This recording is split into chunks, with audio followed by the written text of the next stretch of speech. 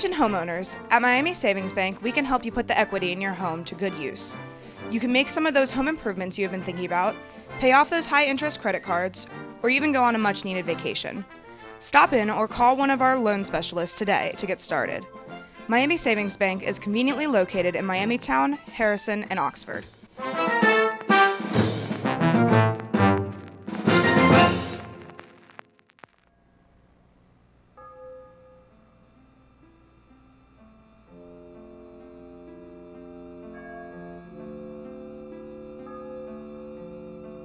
Suspense. Welcome back to Harrison High School Creative Arts Theater production of Suspense. This is your narrator, the Woman in Black. Throughout these past few weeks, we've been on a journey of mystery through the notable melodramas from stage and screen, fiction and radio, presented to you each week to bring you to the edge of your chair, to keep you in suspense. And now, it is time to dive into the nerve-wracking story of The Hitchhiker, starring Mr. Robbie Mumfree. Suspense.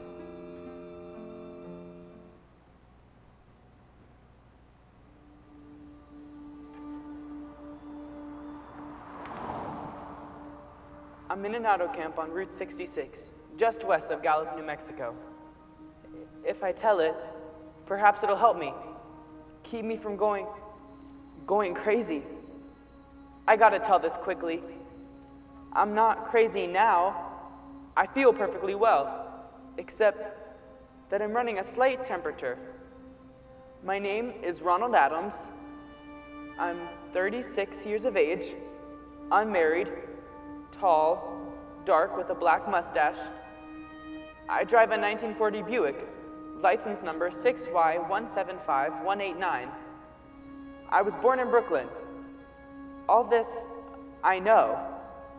I know that I'm at this moment perfectly sane, that it's not me who's gone mad, but something else, something utterly beyond my control. I've got to speak quickly. At any minute, the link may break. This may be the last thing I ever tell on Earth, the last night I ever see the stars. 6 days ago, I left Brooklyn to drive to California. Goodbye, son. Good luck to you, my boy. Goodbye, Mother. Here, give me a kiss, then I'll go. I'll come out to the car with you. Oh no, it's raining. Stay here at the door. Hey, what's this? Tears. I thought you promised me you wouldn't cry. Oh, I know, dear. I'm sorry, but I hate to see you go. Mother, I'll be back. I'll only be on the coast 3 months. Oh, it isn't that. It's just the trip. Ronald, I wish you weren't driving. Oh, Mother, there you go again. People do it every day. I know, but you'll be careful, won't you? Promise me you'll be extra careful. Don't fall asleep or drive fast or pick up any strangers on the road. Gosh, you'd think I was still 17 to hear you talk. And wire me as soon as you get to Hollywood. Of course. Won't you, son? Of course I will. Don't you worry. There isn't anything going to happen. It's just 8 days of perfectly simple driving on smooth, decent, civilized roads with a hot dog or hamburger stand every 10 miles.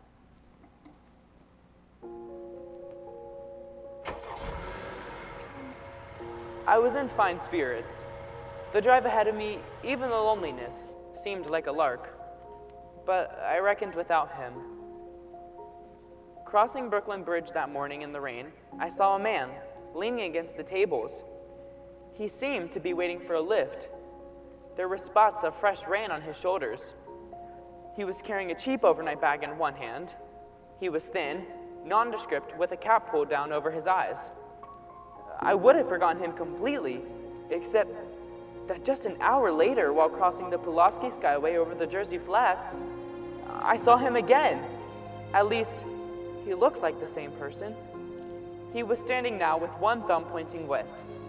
I couldn't figure out how he'd got there, but I thought probably one of those fast trucks had picked him up, beaten me to the Skyway, and let him off. I didn't stop for him. Then, late that night, I saw him again. It was on the new Pennsylvania Turnpike between Harrisburg and Pittsburgh. It's 265 miles long with a very high speed limit. I was just slowing down for one of the tunnels when I saw him standing under an arc light by the side of the road. I could see him quite distinctly. The bag, the cap, even the spots of fresh rain spattered over his shoulders. He helloed at me this time. Hello? Hello? I stepped on the gas like a shot.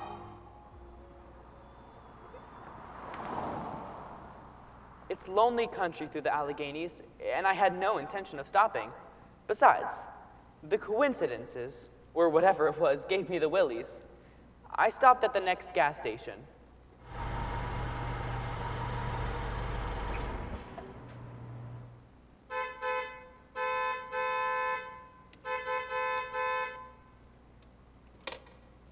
Yes, sir? Fill her up. Certainly, sir. Check your oil, sir. No thanks. Nice night, isn't it? Yes. It hasn't been raining here recently, has it? Not a drop of rain all week. Oh? Oh, I suppose that hasn't done your business any harm? Oh, people drive here through all kinds of weather. Mostly business, you know. There aren't many pleasure cars out on the turnpike this season of year. I suppose not. What about hitchhikers? Hitchhikers? Here? What's the matter? Don't you ever see any? Not much. If we did, it'd be a sight for sore eyes. Why? Oh, a guy'd be a fool who started out to hitch rides on this road. Just look at it. Then, you've never seen anybody? No. Maybe they get the lift before the turnpike starts. I mean, you know, just before the toll house. But then it'd be a mighty long ride. Most cars wouldn't want to pick up a guy for that long ride, and, you know, this is pretty lonesome country here. Mountains and woods. You ain't seen anybody like that, have you? Oh, no. Oh, no, not at all. I was just, a technical question. Oh, I see. Well, that'll be $1.49 with the tax. The thing gradually passed to remind us sheer coincidence. I had a good night's sleep in Pittsburgh. I didn't think about that man all next day until just outside of Zanesville, Ohio, I saw him again. It was a bright, sunshiny afternoon. The peaceful Ohio fields, brown with the autumn stubble, lay dreaming in the golden light, and I was driving slowly, drinking it in, when the road suddenly ended in a detour. In front of the barrier, he was standing.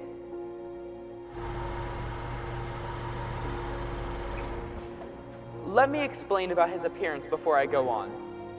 There was nothing sinister about him. He was as dry as a mud fence, nor was his attitude menacing.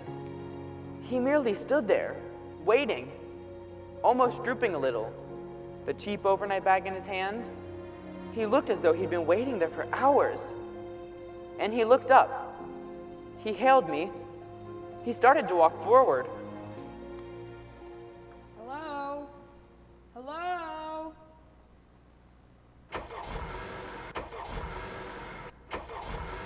Hello? No, not just now. Sorry. Going to California? No, not today. The other way. Going to New York. Sorry.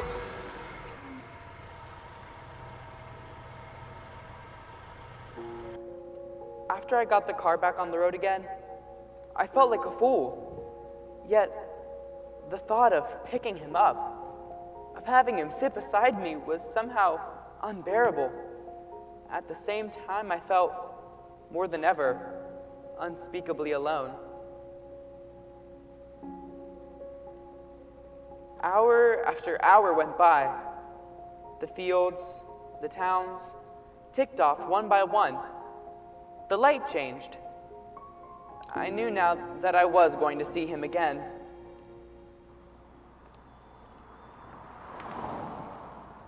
And though I dreaded the sight, I caught myself searching the side of the road, waiting for him to appear.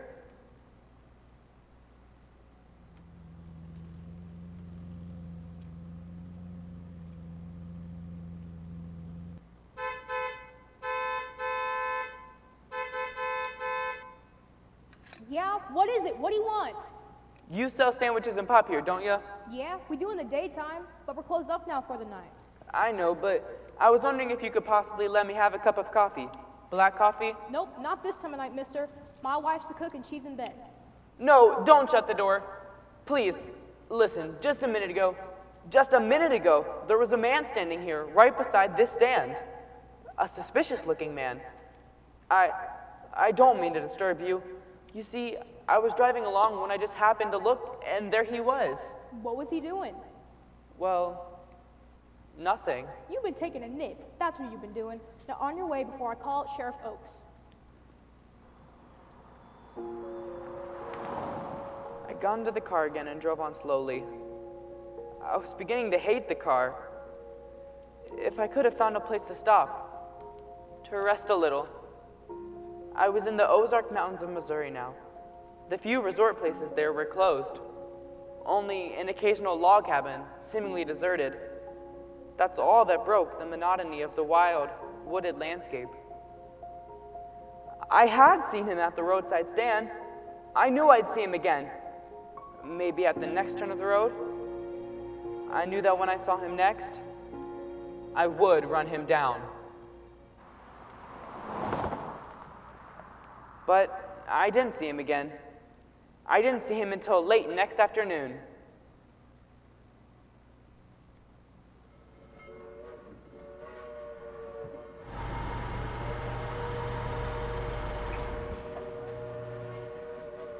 I'd stopped the car at a sleepy little junction just across the border into Oklahoma to let a train pass by when he appeared across the tracks, leaning against a telephone pole.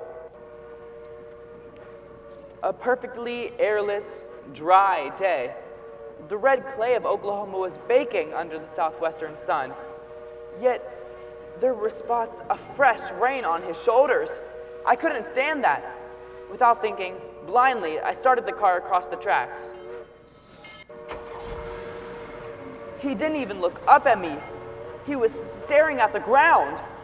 I stepped on the gas hard, veering the wheel sharply toward him. I could hear the train in the distance now, but I didn't care. Then, something went wrong with the car. It stalled right on the tracks. The train was coming closer. I could hear its bell ringing and the cry of its whistle. Still, he stood there. Now I knew that he was beckoning me to my death.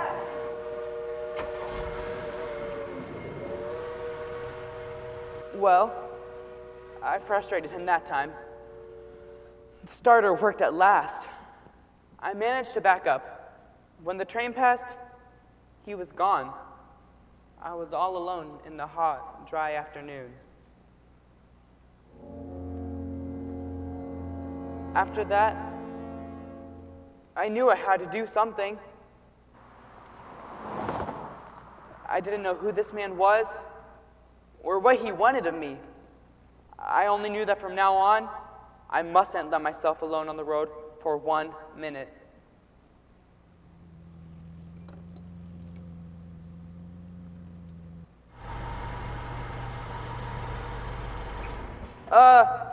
Hello there.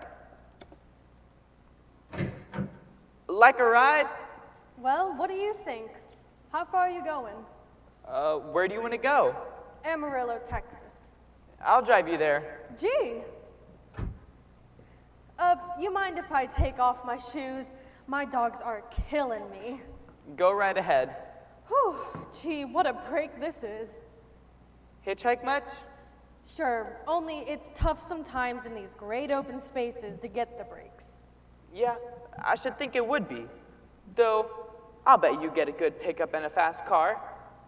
If you did, you could get places faster than, say, another person in another car, couldn't you? I don't get you. Well, take me for instance. Suppose I'm driving across the country, say, at a nice steady clip, about 45 miles an hour.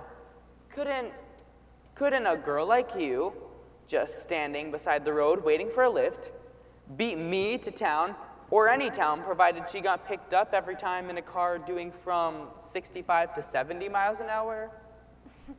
I don't know. What difference does it make? Oh, no difference. It's just a crazy idea I had sitting here in the car. Imagine spending your time in a swell car thinking of things like that. What would you do instead? What would I do? If I was a good-looking fellow, like yourself, well, I just enjoy every minute of the time. I'd sit back and relax. And if I saw a good-looking girl along the side of the road, hey, look out! Did you see him too? See who? That man standing beside the barbed wire fence. I didn't see anybody. It was nothing but a bunch of cows in the barbed wire fence. No, What'd you think he was doing? Trying to run into the barbed wire fence? there was a man there, I tell you. A thin gray man with an overnight bag in his hand. And I was trying to run him down. Run him down? You mean kill him? You say you didn't see him back there? You sure? I didn't see a soul, and as far as that's concerned, Watch him for the next time. Keep watching. Keep your eyes peeled on the road. He'll turn up. Maybe any minute now. There, look there! how does this door work? I'm getting out of here. Did you see him that time? No, I didn't see him that time, and personally, mister, I don't expect never to see him. All I want to do is go on living, and I don't expect how I will very long driving with you. Oh, I'm sorry.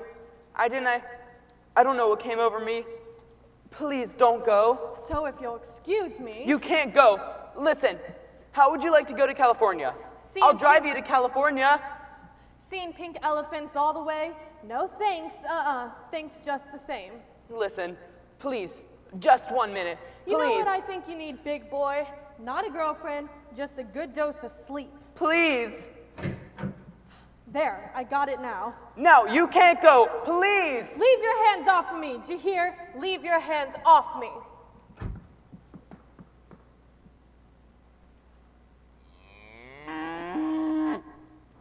She ran from me, as though I were a monster. A few minutes later, I saw a passing truck pick her up. I knew then that I was utterly alone. I was in the heart of the great Texas prairies now. There wasn't a car on the road after the truck went by. Tried to figure out what to do, how to get a hold of myself. If I could find a place to rest, or even if I could sleep right here in the car for a few hours along the side of the road. I was getting my winter overcoat out of the back seat to use as a blanket when I saw him coming toward me, emerging from the herd of moving steer. Hello? Hello? Maybe I should have spoken to him then, fought it out then and there. For now, he began to be everywhere, wherever I stopped, even for a moment, for gas, for oil, for a drink of pop, a cup of coffee, sandwich, he was there. I saw him standing outside the auto camp in Amarillo that night when I dared to slow down. He was sitting near the drinking fountain of a little camping spot just inside the border of New Mexico. He was waiting for me outside of the Navajo reservation where I stopped to check my tires. I saw him in Albuquerque when I bought 20 gallons of gas. I was afraid to stop now. I began to drive faster and faster. I was in a lunar landscape now, the gray, arid mesa country of New Mexico.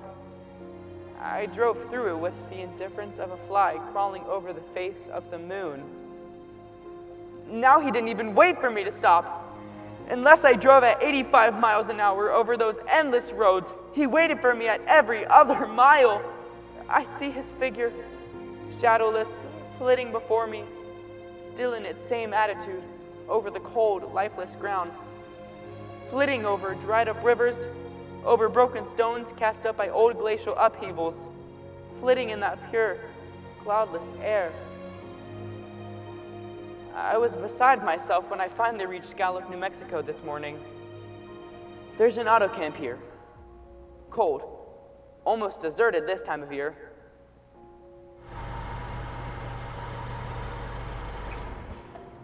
I went inside and asked if there was a telephone. I had the feeling that if only I could speak to someone familiar, someone I loved, I could pull myself together. Your call, please. Long distance. Long distance? Certainly.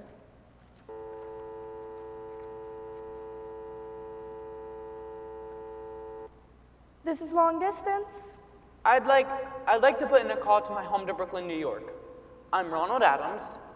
The number is Beechwood 20828. Certainly. I'll try to get it for you.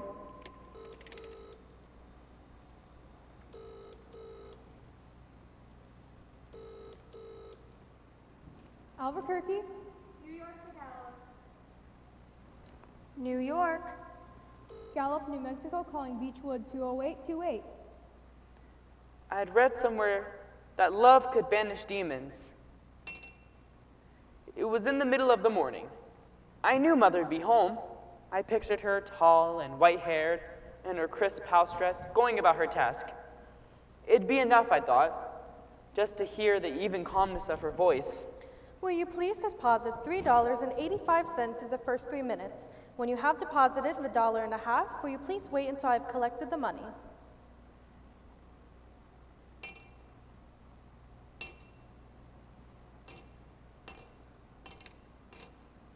All right, deposit another $1.50.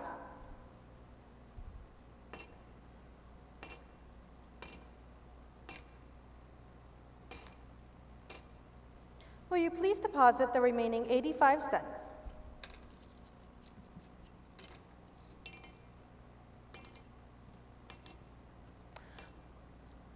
Ready with Brooklyn?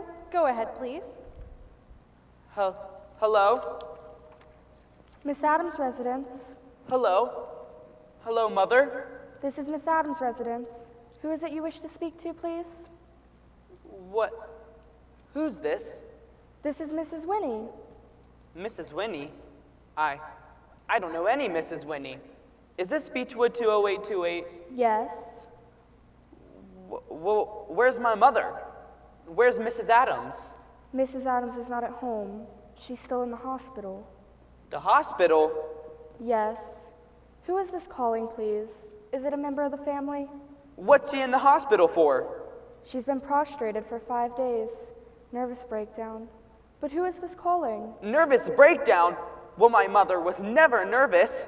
It's all taken place since the death of her oldest son, Ronald. Death of her oldest son, Ronald? Hey, what's this? What number is this? This is Beechwood 20828. It's all been very sudden. He was killed just 6 days ago in an automobile accident on the Brooklyn Bridge. Your 3 minutes are up, sir. Your 3 minutes are up, sir. Your 3 minutes are up, sir. And so I'm sitting here in this deserted auto camp in Gallup, New Mexico. I'm trying to think, trying to get a hold of myself. Otherwise, I'm gonna go crazy. Outside it's night. The vast, soulless night of New Mexico. 1,000,000 stars are in the sky. Ahead of me stretch 1,000 miles of empty mesa, mountains, prairies, desert. Somewhere among them, he's waiting for me. Somewhere I shall know who he is and who I am.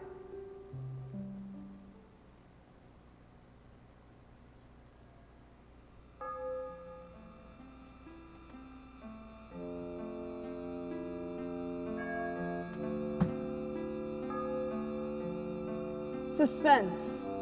And this concludes The Hitchhiker, featuring Mr. Robbie Mumphrey, Miss Jen Maines, Miss Honey Dick, Ms. Nevaeh Lutz, and Miss Sarah Bay. Once again, this is your narrator, Megan Gears, the woman in black. Tempting you to join us next week for the finale of Suspense, written by Lucille Fletcher. Miss Alacia Vaughn will be starring in the story Sorry Wrong Number, which will indeed keep you in suspense.